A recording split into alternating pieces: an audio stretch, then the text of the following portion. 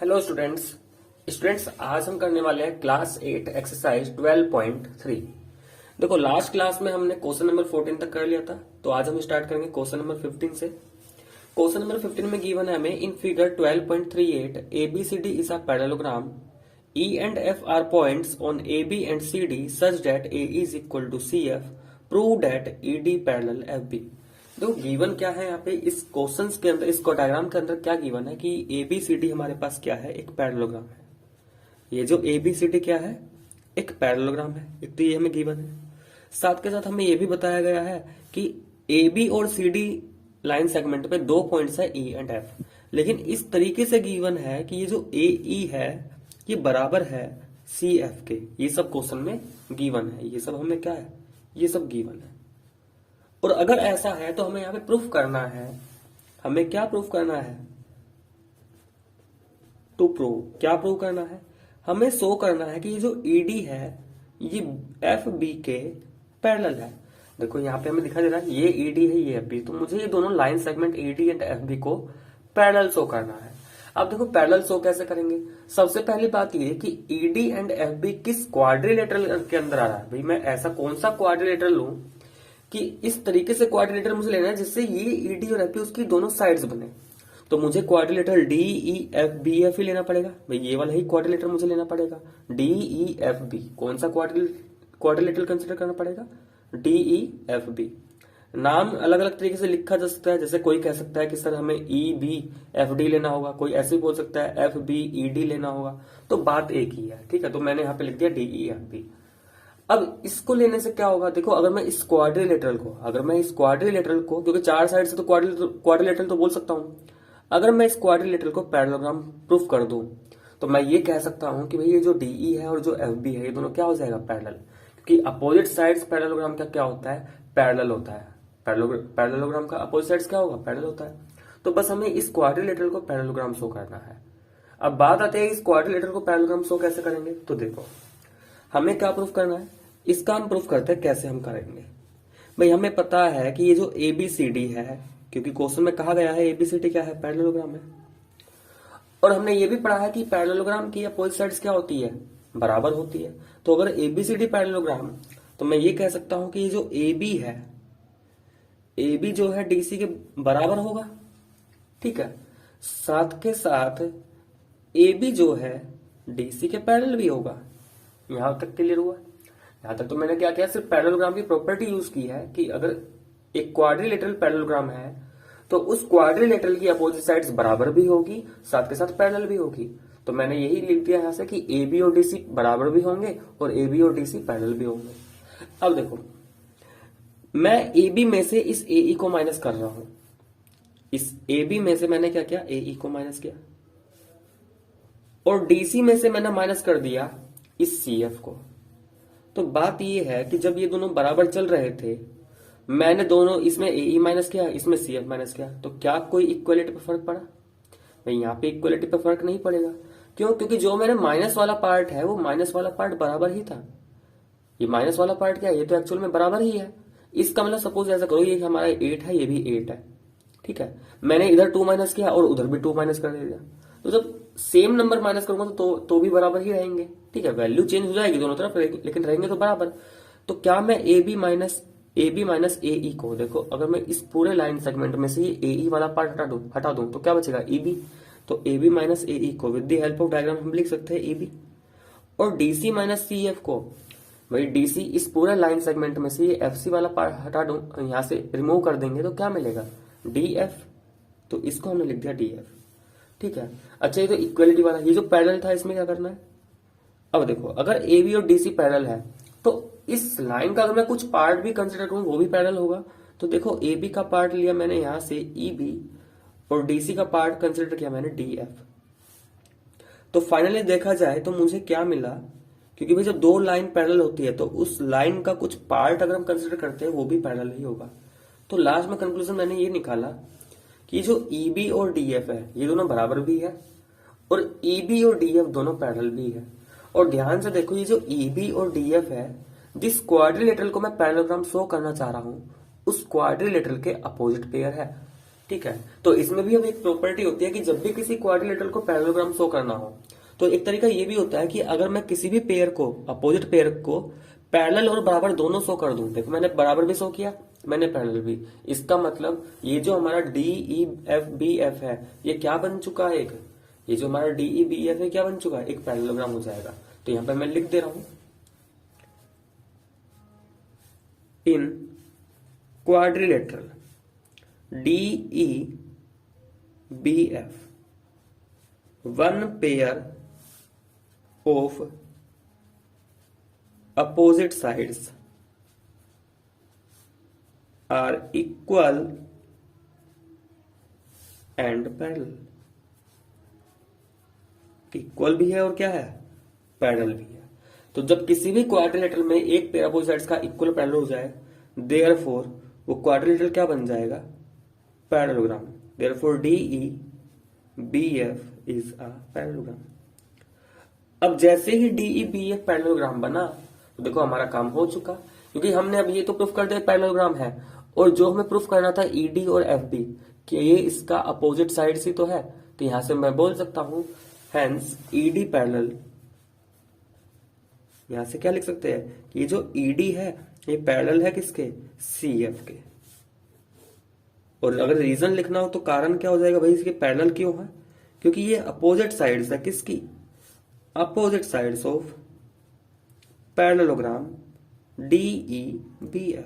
और किसी भी पैरेललोग्राम की अपोजिट साइड्स क्या होती है, पैरेलल होती है। तो फाइनली हमारा क्या कंक्लूजन निकल गया कि ED जो है CF के पैरेलल। ठीक है, अच्छा यहाँ पे CF नहीं, ये ED पैरेलल टू FB आएगा, FB यही प्रूफ करना था ना हमें, ED पैरेलल टू FB। और अपोजिट साइड्स देखो यहाँ पे कौन कौन सी है, ED के साथ कौन सी है, FB। ED के साथ FB हो या BF हो, बात तो एक ही है यहाँ पे। ठीक है, तो ED और FB क्या आ गई, पैरेलल प्रूफ हो चुकी। तो ये था स्टूडेंट्स हमारा क्वेश्चन नंबर 15। नेक्स्ट आते हैं हम क्वेश्चन नंबर 16 पर। नेक्स्ट क्वेश्चन नंबर 16, देखो क्वेश्चन नंबर 16 में क्या कहा गया है, if an angle of a parallelogram is 1/3 of its adjacent angles. देखो सबसे पहली बात किसकी चल रही है, पैरेललोग्राम की चल रही है।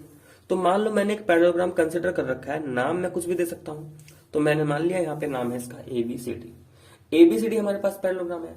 अब क्वेश्चन के अकॉर्डिंग क्या है, if an angle of a parallelogram, कि पैरेललोग्राम का एक एंगल 1/3 है किसके, इट्स एडजेसेंट एंगल। ठीक है, यानी कि एक एंगल अपने एडजेसेंट एंगल्स के क्या है, 1/3 है। Then find the angles of the parallelogram. अब देखो भाई मान लेते हैं ये जो एंगल A है ये अगर X है, यहां पे हम मान लेते हैं एंगल A क्या है, X है। तो अगर एंगल A X है, अब देखो यहां पे मैंने ये लेट किया, let angle A is equal to X। Then according to question भाई ये हुआ कि एंगल भी इसका एडजेसेंट हुआ, भाई A X है और A का एडजेसेंट B भी हो सकता है, A का एडजेसेंट D भी है। तो मैं किसी एक पे बात कर लेते हैं पहले, मान लो मैं B लेके चल रहा हूं, एडजेसेंट है। ठीक है, B A का एडजेसेंट, तो क्या कहा था कि जो भी एंगल है एडजेसेंट एंगल उसका क्या है, 1/3 है। ठीक है, मतलब कि ये जो एंगल A है ये X है, तो B क्या है, अपने एडजेसेंट एंगल का 1/3। तो B क्या होगा, X/3। B कितना होगा, X/3। अब एक बार फिर से इस लाइन को पढ़ो, देखो if an angle of a parallelogram is 1/3 of its adjacent angle. Parallelogram का एक एंगल अपने दूसरे एडजेसेंट एंगल्स के क्या है, 1/3। ठीक है, तो ये एंगल मान लो X है, तो B क्या होगा, इस एडजेसेंट एंगल का 1/3 हो जाएगा, मतलब X का X/3 हो गया। अब हमें यह भी पता है कि भाई पैरेललोग्राम के अपोजिट एंगल्स भी बराबर होते हैं। तो ये जो एंगल C है ये भी एंगल A के बराबर होगा, मतलब ये भी X हुआ। ये जो एंगल D है ये एंगल B के बराबर होगा, मतलब ये भी X/3 हुआ। तो देखा जाए मैंने चारों एंगल्स X की टर्म में तो निकाल लिए, और साथ के साथ मुझे ये भी पता है भाई हमने पढ़ रखा है कि किसी भी क्वाड्रिलेटरल के अंदर, पैरेललोग्राम भी क्या है, क्वाड्रिलेटरल ही। तो किसी भी क्वाड्रिलेटरल के एंगल का सम कितना होता है, 180। अच्छा यहां से हम ऐसा भी तो कर सकते हैं, हम क्वाड्रिलेटरल प्रॉपर्टी यूज करके पैरेललोग्राम की यूज कर लेते हैं। भाई हमने क्या पढ़ रखा है, पैरेललोग्राम के एडजेसेंट एंगल का सम कितना होता है, 180 होगा। तो A and B adjacent angle, तो दोनों एंगल का सम क्या होगा, 180। A क्या माना X, उसके अकॉर्डिंग B कितना आया था, X/3 इज इक्वल टू क्या, 180। तो x plus x by three कितना हुआ, देखो x को x बाय वन, एलसीएम लेंगे, डायनोमीटर में डायनोमीटर का मल्टीप्लीकेशन और न्यूमीटर में क्रॉस मल्टीप्लाई, x का 3 में करो 3x प्लस x का 1 में क्या, x इज इक्वल टू कितना 180। ये कितना आया 4x by three is equal to कितना 180। Then x is equal to 180 into, देखो 3 डायनोमीटर में उधर जाएगा न्यूमीटर, 4 न्यूमीटर में इधर आएगा डायनोमीटर, 4 से 4 4 16, 2 बचा, 2 और 0 20, 4 5 20 और 45 का 3 से मल्टीप्लाई करूंगा तो 3 5 15, 3 4 12 13, मतलब कि ये आ गया 135। अब x 135 है। अब यहाँ पे सारे एंगल्स हम फाइंड करेंगे। देखो सबसे पहला एंगल ए क्या है, x था, हमने लेट किया था, तो ये तो आया हमारा 135 डिग्री। एंगल बी पे आते हैं, एंगल बी क्या था, ए का 1/3 यानी कि x का 1/3, तो 135 है ये, ठीक है, इसको तो सही से लिखते रहो, ये 135।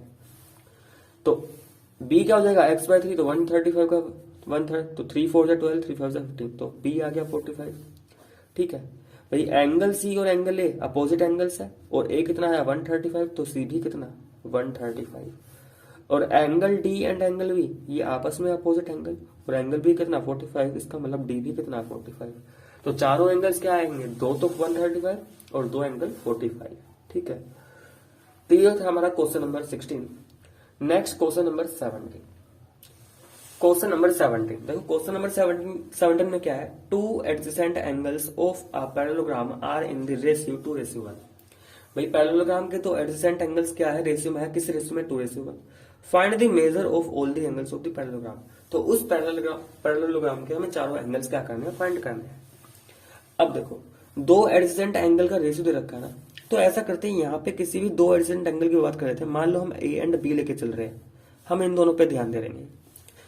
चार पेयर बन सकते हैं एडजेसेंट के, ए के साथ बी हो सकता है, बी के साथ सी, सी एंड डी भी हो सकता है, डी एंड ए, तो चारों में से कोई भी एक पेयर ले लेंगे।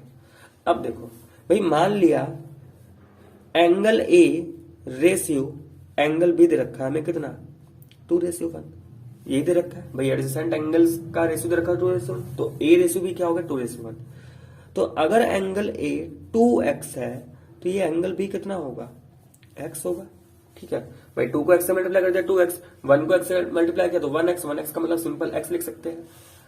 अब हमें यहाँ पता है ये एंड भी कैसे एंगल है, एडजेसेंट एंगल्स, और एडजेसेंट एंगल्स का सम पैरेललोग्राम के केस में कितना होता है 180 डिग्री, ठीक है।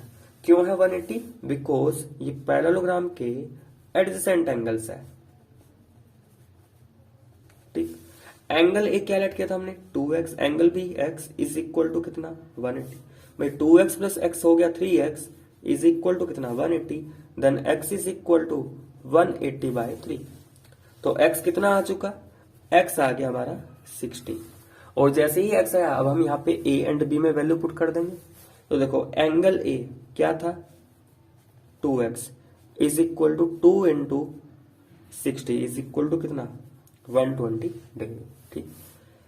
एंगल बी कितना था x, इसका मतलब कितना 60, तो ये आ गया 60 डिग्री। अब रही सी और डी की बात, देखो एंगल सी किसका अपोजिट है, एंगल ए का, और अपोजिट एंगल्स क्या होते हैं बराबर, तो एंगल सी ए के बराबर, ये भी 120।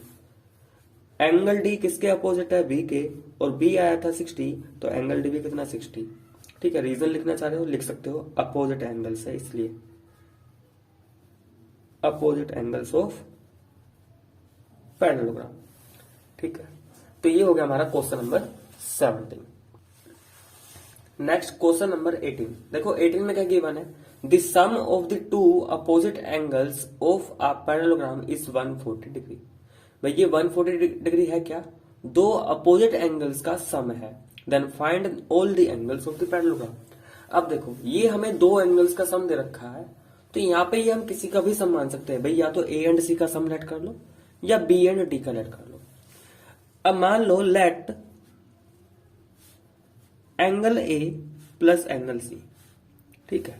देखो हम किसी भी दो एंगल्स, दो अपोजिट एंगल का सम लेट कर सकते हैं, उससे दिक्कत नहीं होगी।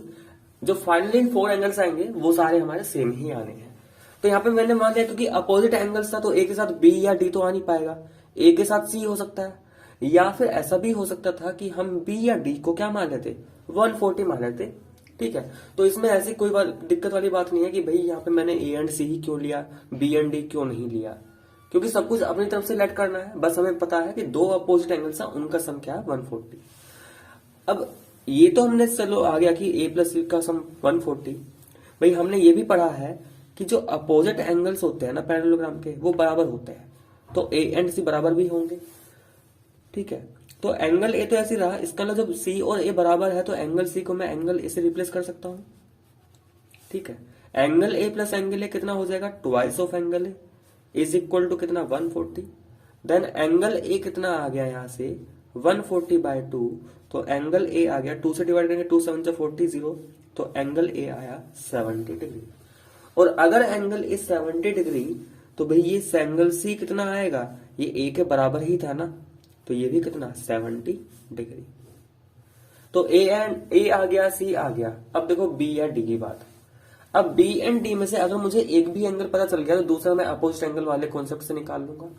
चलो हम एंगल b को फाइंड करने की कोशिश करते हैं। ठीक है, angle a and angle b, भाई ये दोनों एडजेसेंट एंगल्स है, और पैरेललोग्राम के केस में एडजेसेंट एंगल्स का सम क्या होता है 180 डिग्री। कितना होगा 180 डिग्री। एंगल a कितना है हमारा 70 डिग्री, b फाइंड करना है। ठीक है, देन एंगल b कितना हो जाएगा 180 माइनस 70, तो एंगल b कितना आ चुका 110 डिग्री। अब एंगल b आ चुका, रहा कौन सा लास्ट एंगल बचा हमारे पास यहाँ पे एंगल d। एंगल d और एंगल b ये अपोजिट एंगल्स है पैरेललोग्राम के, और पैरेललोग्राम के अपोजिट एंगल्स क्या होंगे बराबर, इसका मतलब एंगल d कितना, ये भी b के बराबर 100 है।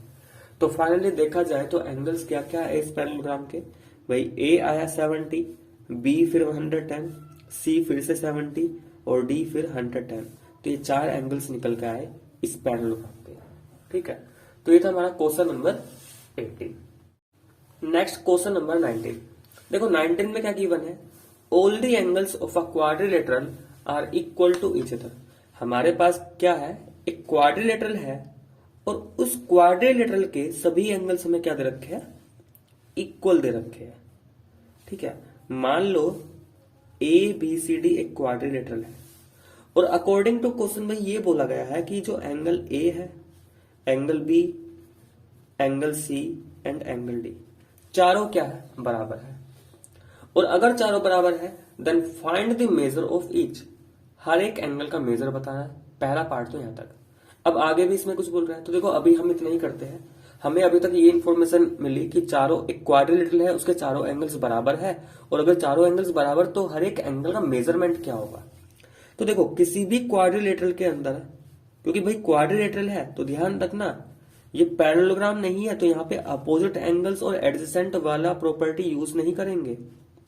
ठीक है, ऐसा नहीं करेंगे कि अपोजिट एंगल्स को बराबर रख दिया और एडजेसेंट एंगल का सम 180, क्योंकि हमसे क्या कहा गया, सिर्फ ये क्वाड्रिलेटरल है तो हमें क्वाड्रिलेटरल की ही प्रॉपर्टी यूज करनी है। इसलिए मैंने क्या किया, चारों एंगल का सम 360। अब भाई ये जो b है ये भी a के बराबर, c है ये भी a के बराबर, d है ये भी a के बराबर, तो चारों ही एंगल्स बराबर है, तो मैं इस b c d को ना a से ही रिप्लेस कर दे रहा हूं। ऐसा करने से क्या हुआ भाई, ऐसा करने से ये होगा कि angle a angle a angle a angle a कितने टाइम्स, 4 टाइम्स, तो ये बन जाएगा 4 times of angle a is equal to कितना 360।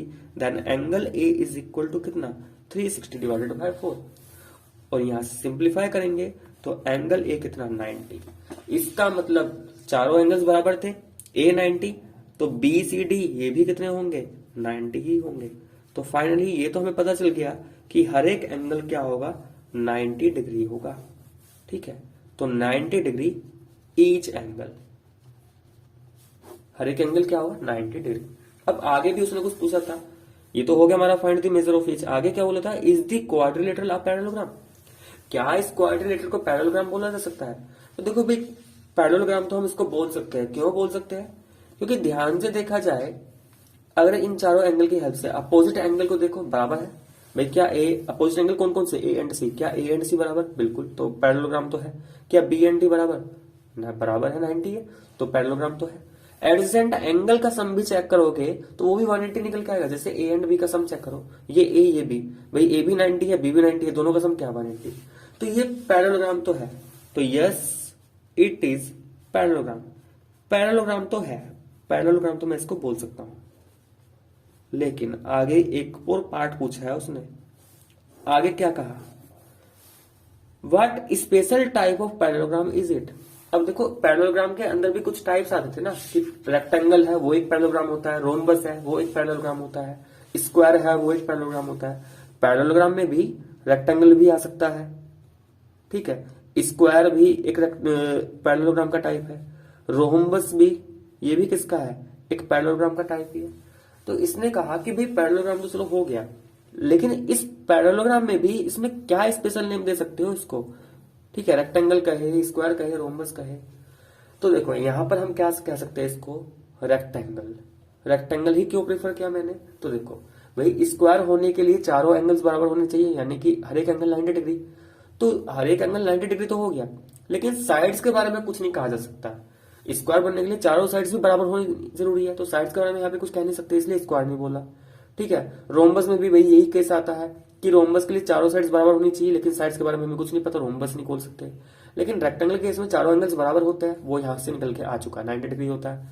और अपोजिट एंगल्स भी क्या होते हैं, बराबर ही होते हैं। सॉरी, अपोजिट साइड्स भी क्या होगी, बराबर। तो जब पैरेललोग्राम की अपोजिट साइड्स बराबर है तो रेक्टेंगल की अपोजिट साइड्स तो बराबर आनी ही आनी है, इसलिए इस पैरेललोग्राम को हम क्या बोल देंगे, रेक्टेंगल ही बोल सकते हैं। तो अगर स्पेशल नेम देना चाहे इसको तो हम ये कह सकते हैं कि भाई एबीसीडी क्या है, एक रेक्टेंगल है, ठीक है। तो ये हो गया question number 19। Next question number 20। देखो क्वेश्चन नंबर 20 में क्या कहा गया यहाँ पे, the shorter side of a parallelogram is 5.2 centimetre and the longer side is half as much again as the shorter side. Question number 20। देखो क्वेश्चन नंबर 20 में क्या है, the shorter side of a parallelogram is 5.2 centimetre. अब देखो shorter side हमें दे रखा है कि जो शॉर्टर साइड है वो 5.2 सेंटीमीटर है, और देखा जाए यहाँ पे शॉर्टर साइड कौन कौन सी है डायग्राम के अकॉर्डिंग, एडी। और अगर एडी शॉर्टर है तो बीसी भी शॉर्टर होगी, क्योंकि भाई दोनों बराबर ही होना पड़ेगा, ठीक है। तो ये सबसे छोटी साइड है, तो ये दोनों बराबर ही होंगे। तो ये जो एडी है और ये जो बीसी है ये तो 5.2 दे रखा है, कितना दे रखा है, 5.2। लेकिन अगर बात की जाए यहाँ पे लोंगर साइड, अब लोंगर साइड में भाई ए बी और डीसी दोनों आएगा। अच्छा जो भी होगा होंगे तो दोनों बराबर ही, क्योंकि अपोजिट साइड्स पैरेललोग्राम की है तो लॉन्गेस्ट होगी, लेकिन दोनों अपने आप में क्या होगी, बराबर होगी। तो जो जितना ए बी उतना ही डीसी। अब लॉन्गर साइड क्या है, is half as much again as the shorter side. देखो जो भी शॉर्टर साइड है 5.2, इस शॉर्टर साइड का इसमें क्या ऐड कर दो, 5.2 का हाफ, ठीक है। अब देखो ये 5.2 प्लस 5.2 और मैं 2 से डिवाइड करूंगा कितना आएगा, 2.6। ऐड करो यहाँ पे भाई 6 to 8 हो जाएगा, डेसिमल 7.8। इसका मतलब अगर ये 5.2 सेंटीमीटर है तो ये क्या होगी, जो भी शॉर्टर साइड है उसके हाफ से भी ज्यादा है, यानी कि जितनी भी शॉर्टर साइड है तो वो प्लस शॉर्टर साइड का जो हाफ है उतनी वो क्या है, ज्यादा है, ठीक है। देखो यहाँ पे लिखा है longer side is half as much again as the shorter side, कि जो भी शॉर्टर साइड है उस शॉर्टर साइड का भी क्या है, हाफ ज्यादा है। तो शॉर्टर साइड तो 5.2 हो गया, और उस शॉर्टर साइड का हाफ कितना होगा, 5.2/2, इसका मतलब 2.6। तो वो 2.6 ज्यादा है शॉर्टर साइड से, तो 2.6 ऐड किया 7.8। अब देखो भाई पेरीमीटर कैसे निकाला जाता है किसी भी क्लोज फिगर का। अगर पेरीमीटर की बात की जाए तो जो भी उसकी सभी साइड्स है, ठीक है, उन सभी साइड्स का क्या कर देंगे, सम कर देंगे। तो पेरीमीटर क्या बन जाएगा, A B plus B C plus D C plus A D. चारों साइड्स को ऐड करेंगे, ए बी कितना 7.8, बी सी कितना है 5.2 प्लस डी सी ये भी 7.8 और ए डी ये भी 5.2। इन दोनों को ऐड करूं, देखो 7 + 5 12 आएगा, 8 और 2 10, तो ये कैरी 1, तो ये 13 आएगा, और ये दोनों भी कितना 13, ऐड करेंगे तो कितना 26 सेंटीमीटर। तो क्वेश्चन नंबर 20 में पेरीमीटर क्या आएगा पैरेललोग्राम का, 26 सेंटीमीटर। Next question number 21। देखो 21 में क्या है, the angle between the altitudes of a parallelogram through the same vertex of an obtuse angle of the parallelogram. देखो यहाँ पे क्या है, हमारे पास एक पैरेललोग्राम है, ठीक है। अब इस पैरेललोग्राम में देखा जाए इसके ऑब्ट्यूज एंगल कौन कौन से। सबसे पहले मैं इसका नेम लिख दे रहा हूँ, मान लो ये ABCD है। अगर मैं ये पूछूं भी इसमें ऑब्ट्यूज एंगल कौन कौन सा है, देखो angle D and angle B, ये हमें 90 से ज्यादा दिखाई दे रहा है। इसका मतलब या तो D ऑब्ट्यूज है या फिर B ऑब्ट्यूज। तो यहाँ पे इस ऑब्ट्यूज एंगल में से कोई एक एंगल की बात करते हैं। सपोज करो मैं D को लेकर चल रहा हूँ, क्योंकि जो भी बात चल रही है यहाँ पे ऑब्ट्यूज एंगल के वर्टेक्स की बात चल रही है। ऑब्ट्यूज एंगल के वर्टेक्स क्या है, तो D या फिर B। क्या कहा इसने, the angle between the altitude of a parallelogram. भाई एल्टीट्यूड है किसके, पैरेललोग्राम के, ठीक है। किस वर्टेक्स है, through the same vertex of an obtuse angle. देखो यहाँ पे लिखा ना same vertex of an obtuse angle, यानी कि सेम वर्टेक्स ऑब्ट्यूज एंगल के कोई भी एक सेम वर्टेक्स लिया, उससे हमने एल्टीट्यूड बनाए। उससे दो एल्टीट्यूड पॉसिबल है, एक तो भाई मैंने बनाया AB। एल्टीट्यूड का मतलब कि इस वर्टेक्स से अपोजिट साइड पे एक 90 डिग्री बना दो, ये बन गया एल्टीट्यूड। ऐसे ही इस D से इस BC पे एक 90 डिग्री बना दो, तो ये भी क्या बन गया, एल्टीट्यूड। इसको मैंने नाम दे दिया मान लो DE, इसको नाम दे दिया DF। तो अकॉर्डिंग टू क्वेश्चन ये बोला कि ये जो दो एल्टीट्यूड बनाए हैं सेम वर्टेक्स से, और किसका वर्टेक्स, ऑब्ट्यूज एंगल का वर्टेक्स, इन दोनों एल्टीट्यूड के बीच का एंगल दे रखा हमें कितना, 50 डिग्री। अब देखो भाई ये जो DE है ये इस AB पे एल्टीट्यूड, इसका मतलब ये एंगल अपने आप ही 90 होगा। एल्टीट्यूड है तो 90 बनाएगा। DF BC पर एल्टीट्यूड, तो ये भी 90 होगा। और क्वेश्चन में ये बोला गया है कि इस पैरेललोग्राम के सभी एंगल्स फाइंड करो। तो देखो सभी एंगल्स फाइंड करने के लिए क्या करेंगे भाई, ये अगर मैं एंगल B पता कर लूं, मुझे एंगल B पता चलेगा तो एंगल D बता सकता हूँ। एंगल B पता चला तो एंगल A निकाल सकता हूँ, और A पता चल गया तो C भी आ ही जाएगा। तो सबसे पहले इस BP करते हैं। भाई ये जो B है, एंगल B किस क्वाड्रिलेटरल के अंदर आ रहा है, देखो क्या DEBF में एंगल B आ रहा है, और क्या DEBF में मुझे 4 में से 3 एंगल पता है। अगर पता है तो यहाँ पे तो angle sum property of quadrilateral use हो रहा है। तो भाई देखो क्वाड्रिलेटरल DEFB के अंदर हमें पता है किसी भी क्वाड्रिलेटरल के चारों एंगल्स का सम कितना होगा, 360। तो angle D plus E plus F,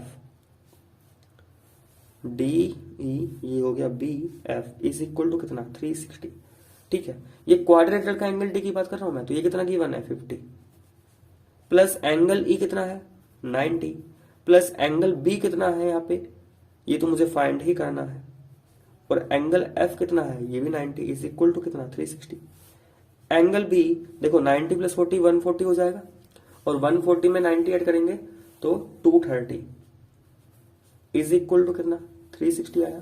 तो यहां से एंगल B फाइंड करेंगे, तो एंगल B कितना, 360 माइनस 230 इज इक्वल टू कितना, 130 डिग्री, ठीक है। और ये जो एंगल D है, देखो इस D की बात करें सिर्फ ये वाला, यानी कि मैं इसको एंगल दे रहा हूं EDF लिख दे रहा हूं, ठीक है। ये EDF है एक तरीके से, क्वाड्रिलेटरल का तो D है, लेकिन अगर मैं इस पैरेललोग्राम ABCD में बात करूं तो ये EDF की बात चल रही है सिर्फ, ठीक है। पैरेललोग्राम का D कौन सा होगा, यहां से ये पूरा। तो देखो यहां से क्या निकल के आया भाई, इतना तो निकल के आ गया कि ये जो एंगल B है ये 130 डिग्री है। अब क्या करेंगे यहाँ पे, तो देखो किसी भी पैरेललोग्राम के अंदर भी अपोजिट एंगल्स का सम क्या होता है, बराबर, सॉरी अपोजिट एंगल्स क्या होंगे, बराबर होंगे।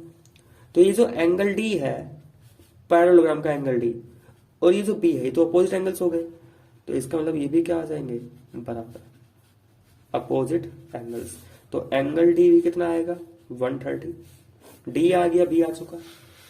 अब B पता है और A क्या है, इसका एडजेसेंट। भाई A एंड B दोनों आपस में एडजेसेंट, तो पैरेललोग्राम के केस में एडजेसेंट एंगल का सम कितना होता है, 180। कैसे एंगल है ये, adjacent angle. Angle A plus B अभी निकाला कितना, 130 इज इक्वल टू कितना, 180। Then angle A is equal to कितना, 180 माइनस 130, तो एंगल A कितना आ चुका है, 50 डिग्री, ये हो गया। और लास्ट बचा इसका एंगल C। तो देखो भाई ये जो एंगल C है, डायग्राम में देखो एंगल C और A अपोजिट एंगल्स, तो एंगल C और A भी क्या होंगे, बराबर होंगे। और रीजन क्या, क्योंकि ये अपोजिट एंगल्स है। तो एंगल C भी कितना, A के बराबर, और A कितना, 50 डिग्री, तो C भी कितना, 50 डिग्री। तो ये था हमारा question number 21। Last question number 22 पर बात करते हैं। Next question number 22। देखो क्वेश्चन नंबर 22 में क्या है, इन फिगर 12.39, ये डायग्राम हमें नजर आ रहा होगा, ये मैंने यहाँ पे बना लिया। देखो क्वेश्चन में बोला गया Q S T U and T R U S R each parallelogram. Q S T U मतलब ये वाला एक पैरेललोग्राम है, और टी आर यू एस ये भी एक पैरेललोग्राम है। आगे बोला गया है is it true that Q U is equal to U, मतलब ये जो क्यू यू है ना और ये जो यू आर है, ये वाला क्यू यू और ये यू आर, मुझे ये शो करना है कि क्या ये दोनों बराबर है, वाई और वाई नॉट।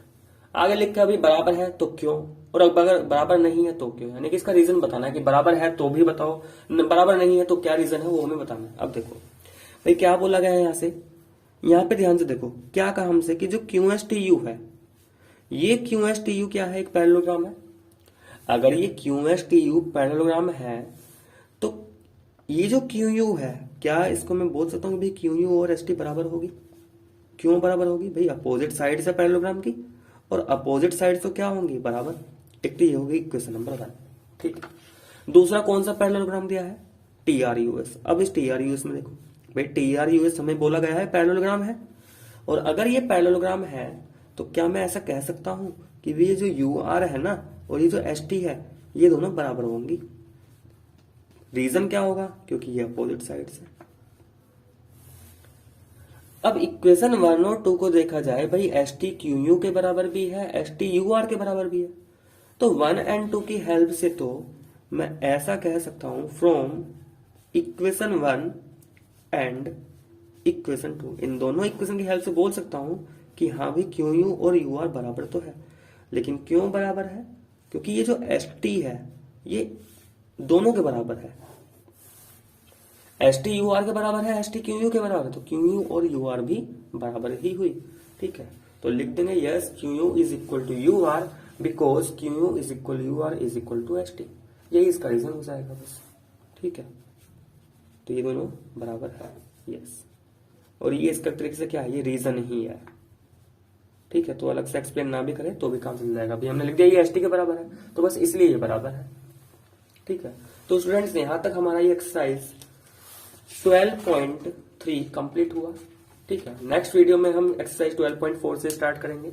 तो अगर आपको मेरा वीडियो पसंद आया होगा तो प्लीज वीडियो को लाइक करें, शेयर करें और कमेंट करके जरूर बताएं।